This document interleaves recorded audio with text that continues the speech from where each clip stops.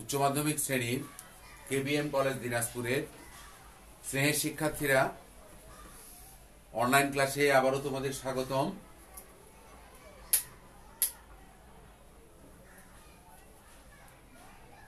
তোমরা এই যাবৎ আমি যে অধ্যায়টি ক্লাস নিচ্ছি, উচ্চ মাধ্যমিকের অনলাইন ক্লাসের অধ্যায় 2, আজকে ক্লাস নম্বর 6।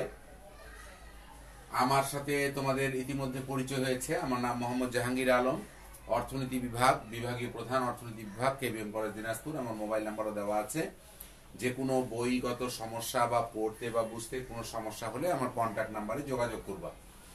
তো আজকে আমরা এই অধ্যায়টি করছিলাম। এই অধ্যায়টি আমি বলেছিলাম যে এখান থেকে বেশ গুরুত্বপূর্ণ একটি অধ্যায়। এটি অধ্যায়টির নাম হলো ভোক্তা এবং উৎপাদকের আচরণ, এই 2 নম্বর অধ্যায়। এবং এখান থেকে আমরা বলেছিলাম যে দুটি ম্যাক্সিমাম সময়েই দুটি সৃজনশীল কোশ্চিন হয়ে থাকে এবং অনেকগুলো তোমার বহু নির্বাচনী কোশ্চিন থেকে থাকে। অতএব তোমাদের অবশ্যই অধ্যায়টি ভালোভাবে অধ্যয়ন করতে হবে বা অনুশীলন করতে হবে।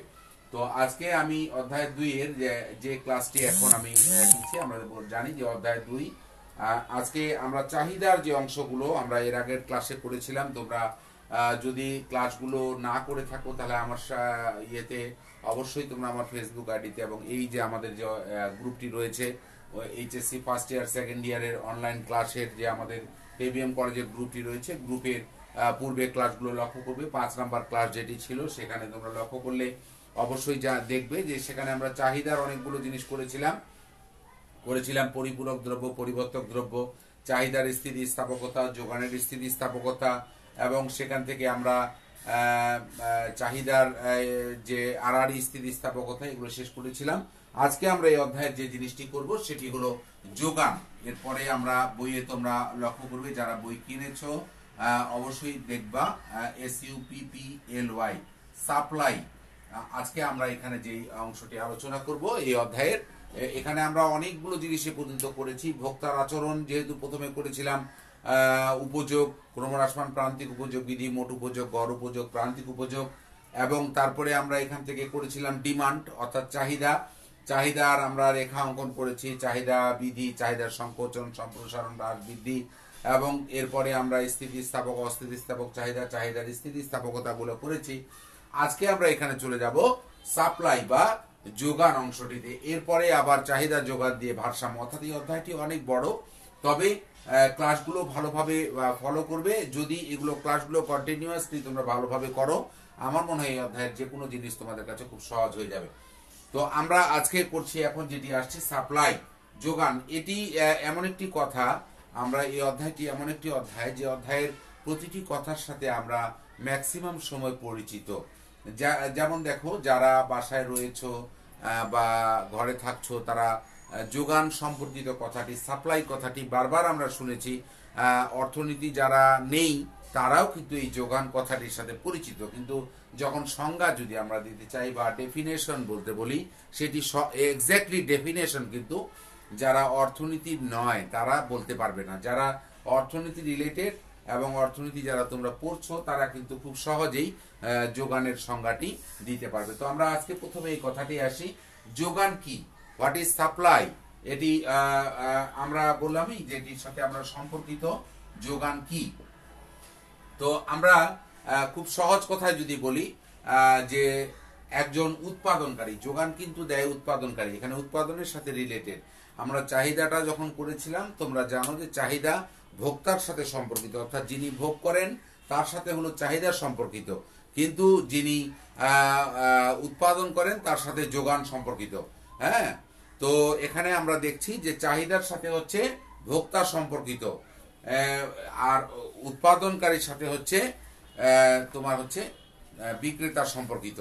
তো আমরা এখানে আজকে উৎপাদনকারীর সাথে বিক্রেতা যেহেতু সম্পর্কিত, বিক্রেতাই যোগান দিয়ে থাকে, উৎপাদন বিক্রেতা করবে এবং বিক্রেতাই যোগান দেবে।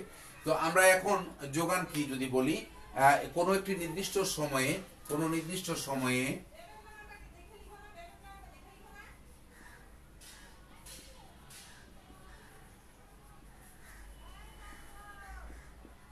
একজন বিক্রেতা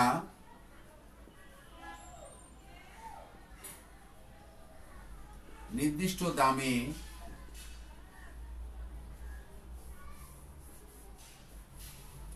যে পরিমাণ পণ্য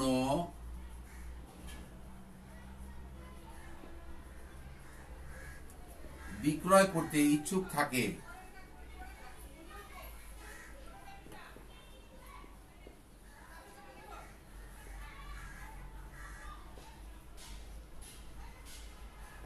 তাকেই তার যোগান বলে, তাকেই তার যোগান বলে। তাহলে আমরা কি বললাম, কোন একটি নির্দিষ্ট সময়ে একজন বিক্রেতা একটি নির্দিষ্ট দামে যে পরিমাণ পণ্য বিক্রয় করতে ইচ্ছুক থাকে, অর্থাৎ আমি একজন বিক্রেতা যদি হয়ে থাকি, আমি বাজারে মনে করো যে 1 মণ ধান নিয়ে গেলাম, এখানে আমরা জানলাম যে ধানের মণ হচ্ছে মনে করো 800 টাকা। তাহলে 800 টাকা মণ দরে আমি 1 মণ ধান বাজারে বিক্রয় করে দিলাম। এই বিক্রয় করতে যে ইচ্ছুক ছিলাম আমি, এবং একটি নির্দিষ্ট দাম আমি 800 টাকা পেলাম, এই 800 টাকা দরে আমি 1 মণ ধান বেচে দিলাম, এই বিক্রয় করে দেওয়াটাই হলো আমার যোগান। তাহলে আমরা কি বললাম, কোন একটি নির্দিষ্ট সময়ে একজন বিক্রেতা নির্দিষ্ট দামে যে পরিমাণ পণ্য বিক্রয় করতে ইচ্ছুক থাকে তাকেই তার যোগান বলে। অর্থাৎ বিক্রেতা বাজারে গেল এবং বিক্রি করতে ইচ্ছুক থাকলো যে পরিমাণ পণ্য একটি নির্দিষ্ট দামে, মানে যে দাম রয়েছে বাজারে, এবং বিক্রি করে ফেলাটাই হলো তার যোগান। তো এরপরে আমরা আসছি, যোগানের পরেই আসবে যোগান বিধি। যোগানের পরেই আসবে যোগান বিধি।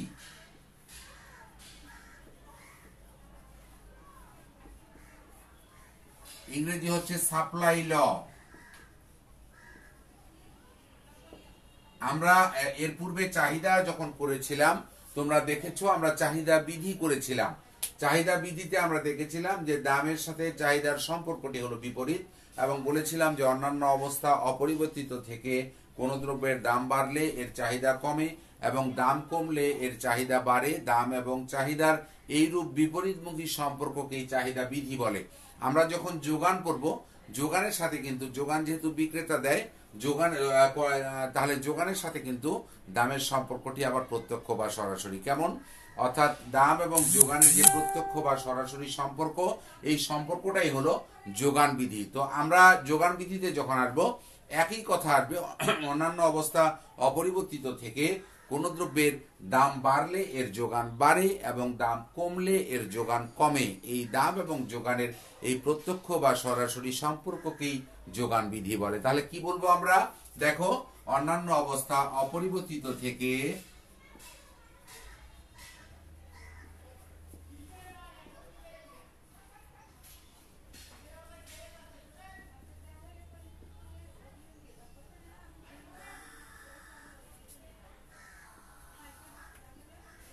কোন দ্রব্যের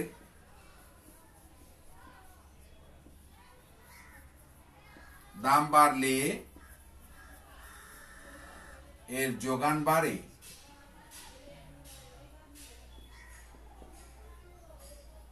এবং দাম কমলে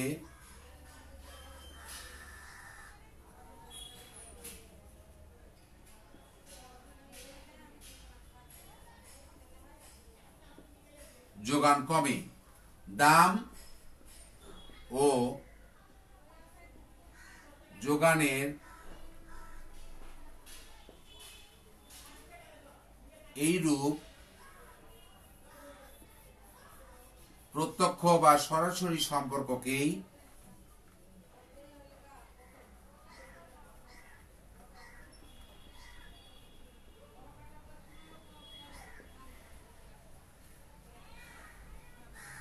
যোগান বিধি বলে। তাহলে আমরা কি বললাম, যে অন্যান্য অবস্থা অপরিবর্তিত থেকে কোন দ্রব্যের দাম বাড়লে এর যোগান বাড়ে এবং দাম কমলে এর যোগান কমে। দাম এবং যোগানের এইরূপ প্রত্যক্ষ সম্পর্ককেই যোগান বিধি বলে, অর্থাৎ সরাসরি বা পজিটিভ রিলেশন। আমরা সবসময় মনে রাখবো, দাম এবং যোগানের সম্পর্কটি হচ্ছে প্রত্যক্ষ বা সরাসরি, আর দাম এবং চাহিদার সম্পর্কটি হচ্ছে বিপরীত সম্পর্ক।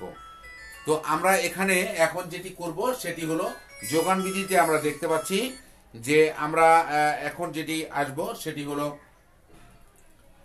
যে যোগান বিধি থেকে আমরা এখন যেটি করব সেটি হলো এরপরে আসছি আমরা যোগান সূচিতে আসবো। এরপরে যোগান বিধি গেল, এরপরে আসবো সাপ্লাই শিডিউল বা যোগান সূচি। সাপ্লাই শিডিউল, যোগান সূচি।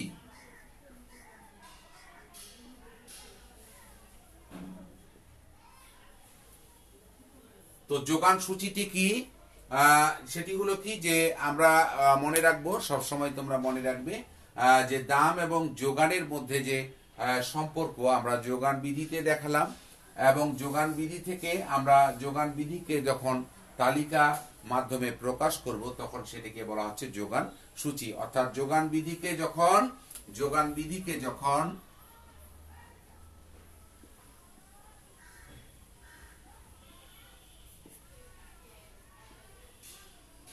তালিকার মাধ্যমে প্রকাশ করাকেই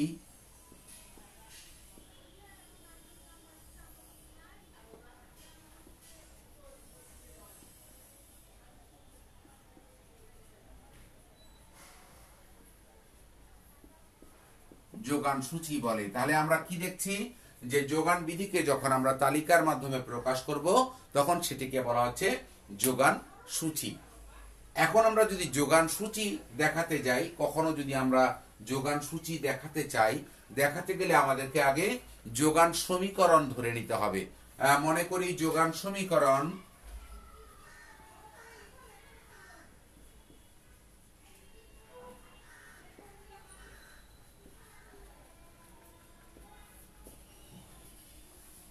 S ইকুয়াল 5 প্লাস 3p।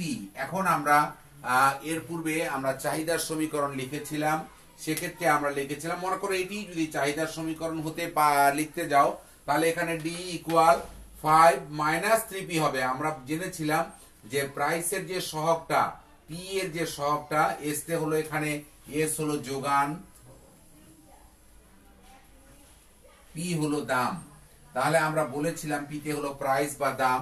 তো আমরা জেনেছিলাম যে p এর যে সহগটি, এটি হলো যেমন +3, এটি হলো, এটিকে বলা হচ্ছে ঢাল, যোগান সমীকরণের ঢাল। এবং এই ঢালটি সবসময় আমরা জানবো যোগান সমীকরণের ক্ষেত্রে প্লাস হবে, পজিটিভ হবে।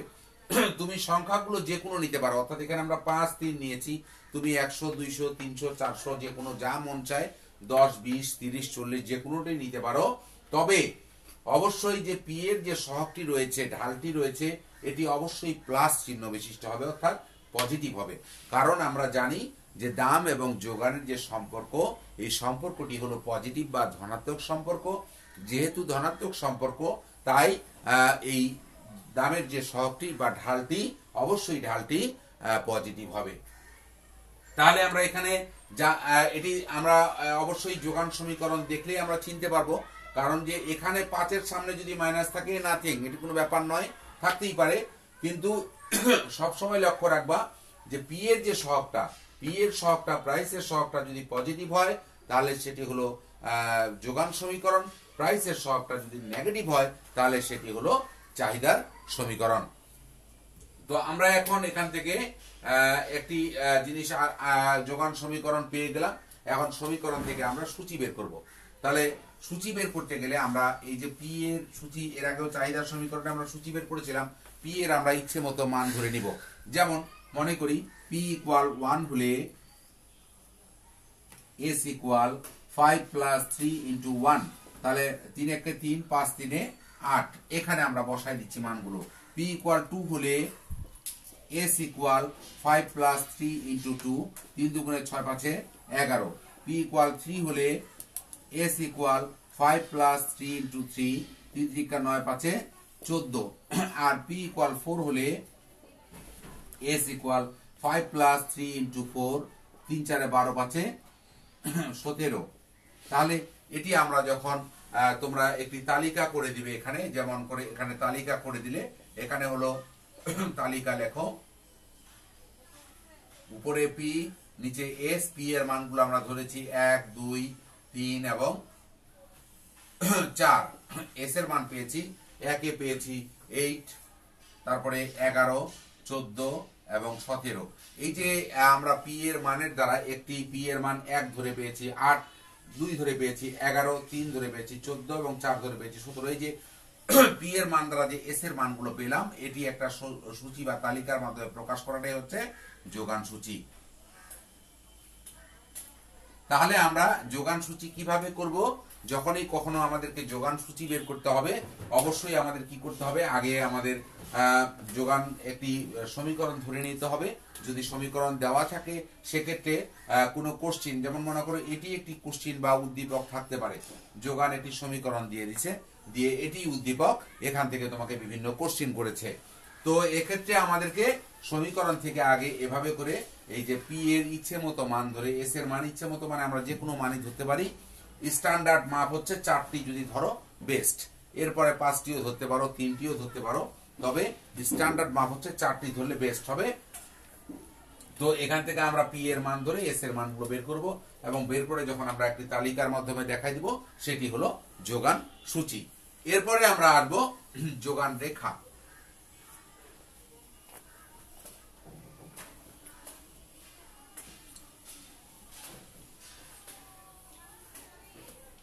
এরপরে আসবো সাপ্লাই যোগান রেখা, ইংরেজি হলো সাপ্লাই কার্ভ। আমরা কিভাবে সাপ্লাই কার্ভটি অঙ্কন করব? তো আমরা অঙ্কন করতে গেলে মনে রাখবা যে যখনই আমরা সাপ্লাই কার্ভ অঙ্কন করতে যাব, তখন আমাদের অবশ্যই আগে সমীকরণ থেকে সূচি বের করে নিতে হবে। সূচি বের করে, অর্থাৎ সূচি থেকেই রেখা হয়। যখন আমরা যোগান সূচিকে মনে রাখার সহজ পদ্ধতি, যোগান সূচিকে রেখাচিত্রে উপস্থাপন বা রেখার মাধ্যমে প্রকাশ, রেখাচিত্রে উপস্থাপন করলে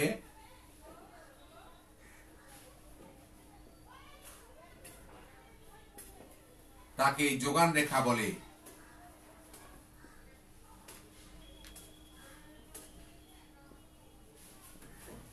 যোগান রেখা বলে। তাহলে আমরা যখন যোগান রেখা পেলাম, এই যোগান রেখাটিকে যখন আমরা রেখাচিত্রে যখন, তাহলে দেখো এর আগে একটা সূচি নিয়ে আমরা তালিকা বা যোগান সূচি করেছি। এই সূচিটিকে আমরা যদি এখন রেখাচিত্রে উপস্থাপন করতে গেলে আগের সূচিটিকে আমরা রেখাচিত্রে উপস্থাপন করছি। তাহলে উপরে ওয়াই, এই পাশে সবসময় মনে রাখবা দাম, এই পাশে যোগানের পরিমাণ।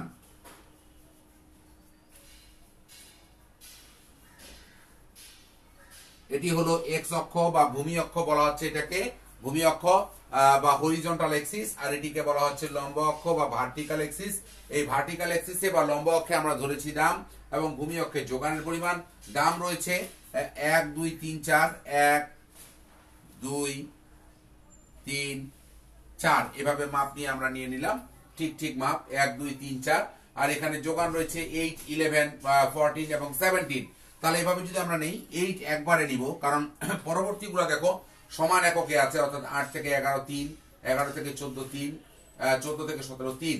কিন্তু প্রথমটি কিন্তু 8 সরাসরি। যখন তুমি সরাসরি 8 নিবে, এখানে একটা চিহ্নিত দিয়ে ব্র্যাকেটের মতো দিলে এখানে 8 নিলে হয়ে গেল। তারপরে 8 থেকে 3 3 করে বাড়াবা, 11, তারপরে 14, তারপরে হচ্ছে 17।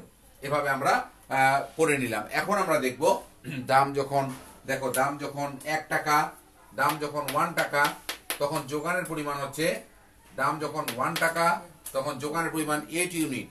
দাম যখন 1 টাকা, চিত্রে আমরা আলোচনা করব, দাম যখন 1 টাকা যোগানের পরিমাণ 8 ইউনিট, যা এ বিন্দু নির্দেশ করে।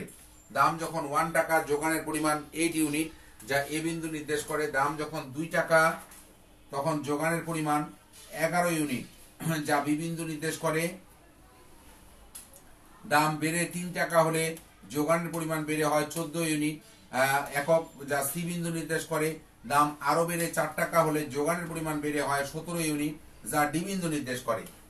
তাহলে আমরা আলোচনাগুলো কিভাবে করব, যে চিত্রে লম্ব অক্ষে দাম, ভূমি অক্ষে যোগানের পরিমাণ দেখানো হয়েছে। দাম যখন 1 টাকা তখন যোগানের পরিমাণ 8 ইউনিট বা 8 একক, যা এ বিন্দু নির্দেশ করে। দাম বেড়ে 2 টাকা হলে যোগানের পরিমাণ বেড়ে হয় 11 ইউনিট, যা বি বিন্দু নির্দেশ করে। দাম আরো বেড়ে 3 টাকা হলে যোগানের পরিমাণ বেড়ে হয় 14 ইউনিট, যা সি বিন্দু নির্দেশ করে। দাম আরো বেড়ে 4 টাকা হলে যোগানের পরিমাণ বেড়ে হয় 17 ইউনিট, যা ডি বিন্দু নির্দেশ করে। এখন আমরা যদি এবিসিডি বিন্দুগুলো যোগ করে দেই, এবিসিডি বিন্দুগুলো যোগ করে দিলে এস এস ড্যাশ রেখা পাওয়া যায়।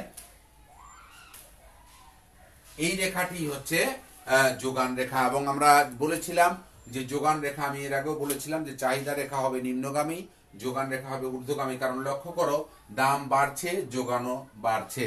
হ্যাঁ, কারণ দাম বাড়লে অর্থাৎ একজন বিক্রেতা যখন দেখবে যে বাজারে বেশি পরিমাণ দাম পাচ্ছে সে, তখন কিন্তু সে বেশি পরিমাণ পণ্য বাজারে বিক্রি করতে যাবে। আবার যখন দেখবে যে দাম কমে গেছে বাজারে, তখন কিন্তু সে আবার পণ্য বিক্রি কমিয়ে দেবে। যতটুকু না বিক্রি করলেই নয়, সেইটুকু করবে, কিন্তু বাকি পণ্য কিন্তু বিক্রয় করবে না। তাহলে আমরা এখানে বলছি যে দাম বাড়লে যোগান বাড়ে, দাম কমলে যোগান কমে। এই কারণেই যোগান রেখা হয় ঊর্ধ্বগামী এবং রেখাটি হবে উপরের দিকে যাবে, অর্থাৎ এসএস ড্যাশ এখানে ঊর্ধ্বগামী যোগান রেখা।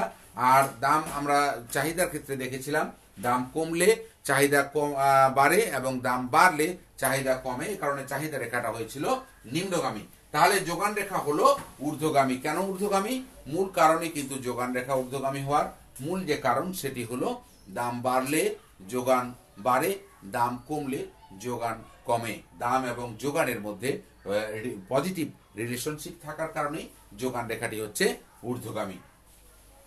তাহলে এখন আমরা এ পর্যন্ত কি করলাম? যোগান রেখা পর্যন্ত অঙ্কন করলাম। স্নেহের শিক্ষার্থীরা, তোমরা অবশ্যই বাড়িতে এগুলো যদি চর্চা না করো তাহলে কিন্তু মনে থাকবে না।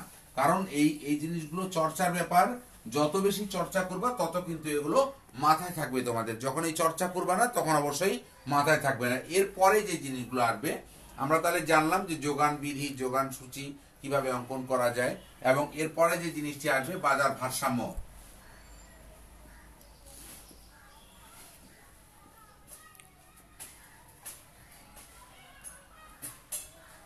Market equilibrium.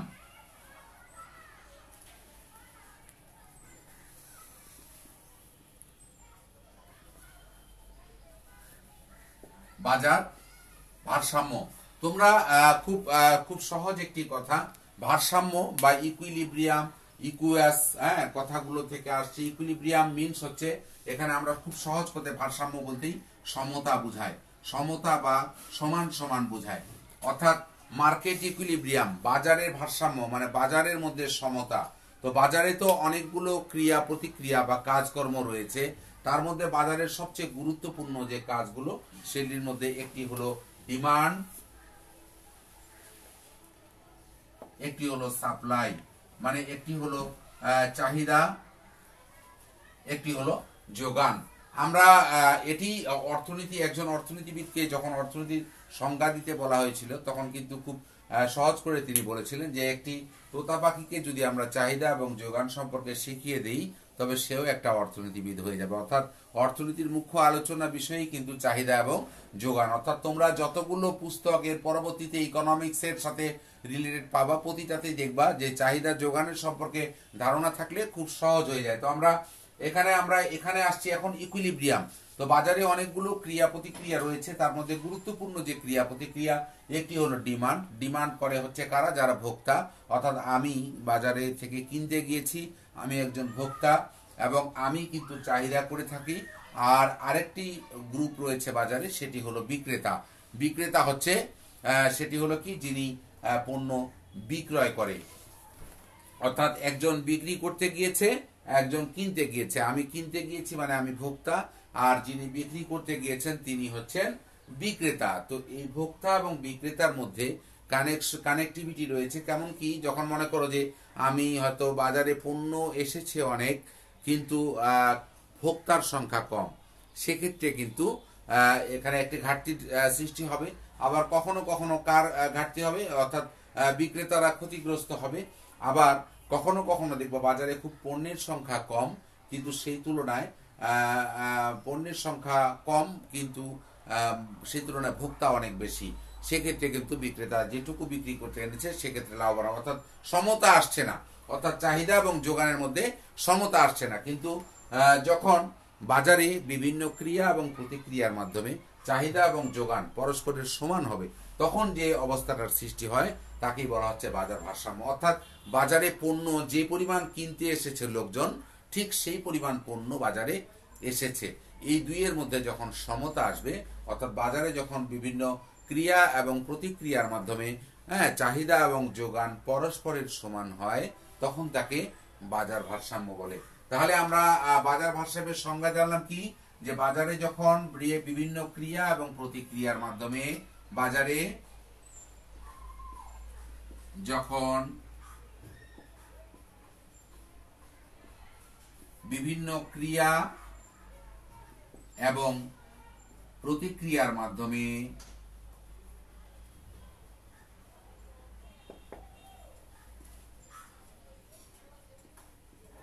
চাহিদা এবং যোগান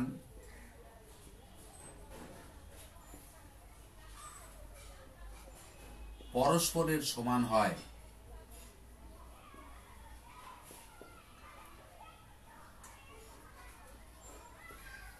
তখন তাকে বাজার ভারসাম্য বলে। Market equilibrium. তাহলে ভারসাম্য বলতে আমরা বুঝাচ্ছি স্থিতি অবস্থা বা সমতা, যেটিকে বলা হচ্ছে। তাহলে অর্থাৎ ভারসাম্য অবস্থায় কি হচ্ছে, in the equilibrium QD equal QS।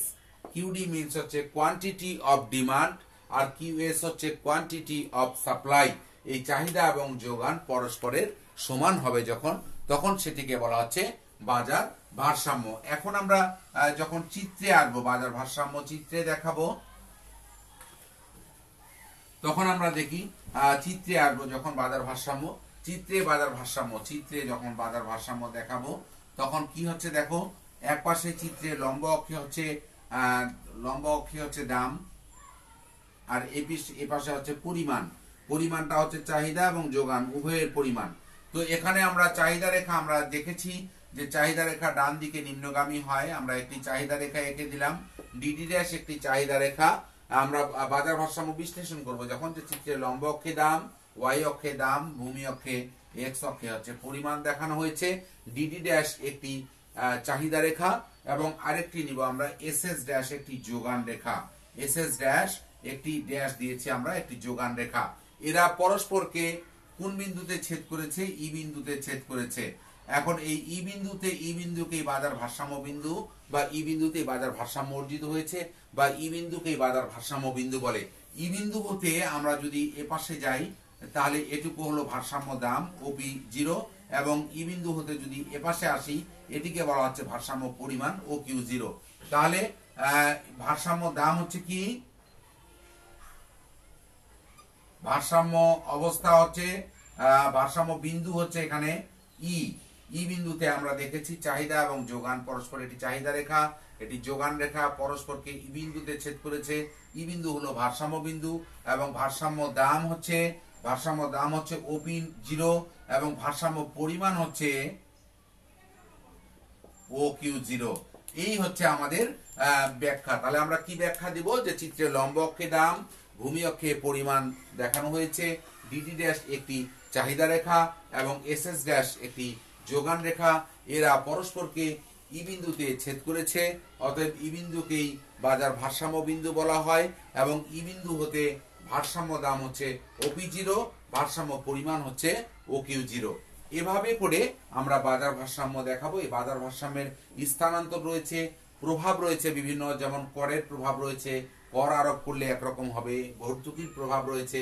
এই ভারসাম্যগুলো চেঞ্জ হবে যদি ডিমান্ড বেড়ে যায়, ডিমান্ড কমে যায়, সাপ্লাই বেড়ে যায়, সাপ্লাই কমে যায়, কি অবস্থা দাঁড়াবে, এগুলো আমরা আগামী ক্লাসে তোমাদের সাথে আমি এগুলো আলোচনা করব। আর তোমরা অবশ্যই এগুলো ক্লাসগুলো ফলো করবে। এবার একটি কঠিন পরিস্থিতি বা একটি মহামারীর মধ্যে দিয়ে আমাদের শুধু নয় গোটা পৃথিবী চলছে। এই অবস্থাতে আমাদের যে পরিস্থিতি, শিক্ষা ব্যবস্থা শুধু বাংলাদেশ নয় গোটা পৃথিবীতেই শিক্ষা ব্যবস্থায় একটি করুণ বা একটি খুব কঠিন অবস্থার মধ্যে দাঁড়িয়ে গেছে। কিন্তু ধন্যবাদ বাংলাদেশ সরকার এবং বাংলাদেশের মাননীয় শিক্ষা মন্ত্রণালয়ের মাননীয় মন্ত্রী মহোদয়কে, যে তোমাদের একটি খুব সুন্দর সিদ্ধান্তের মাধ্যমে তোমাদেরকে আজকে যে পড়াশোনার মধ্যে রেখেছে, এবং আমরা যে ভার্চুয়াল মাধ্যম, অর্থাৎ আমরা যে ডিজিটালাইজেশনের পথে বাংলাদেশ অনেকটাই এগিয়ে গিয়েছে, তার একটি দৃষ্টান্ত বাংলাদেশ সরকার আজকে তোমাদের সামনে তুলে ধরতে পেরেছে। এবং তোমরা যে এই পরিস্থিতিতেও বাড়িতে বসে বা ঘরে বসেই যে আমাদের সাথে পরিচিত হচ্ছ এবং পড়াশোনার মধ্যে থাকছো, এই জন্য বাংলাদেশ সরকারকে এবং বাংলাদেশ শিক্ষা মন্ত্রণালয়কে অসংখ্য ধন্যবাদ জানাই, এবং আমার পক্ষ থেকে এবং তোমাদের পক্ষ থেকে। এবং ভালো থেকো, সুস্থ থেকো, আগামী ক্লাসে তোমাদের সাথে আবারও দেখা হবে এই প্রত্যাশায়। ধন্যবাদ সকলকে।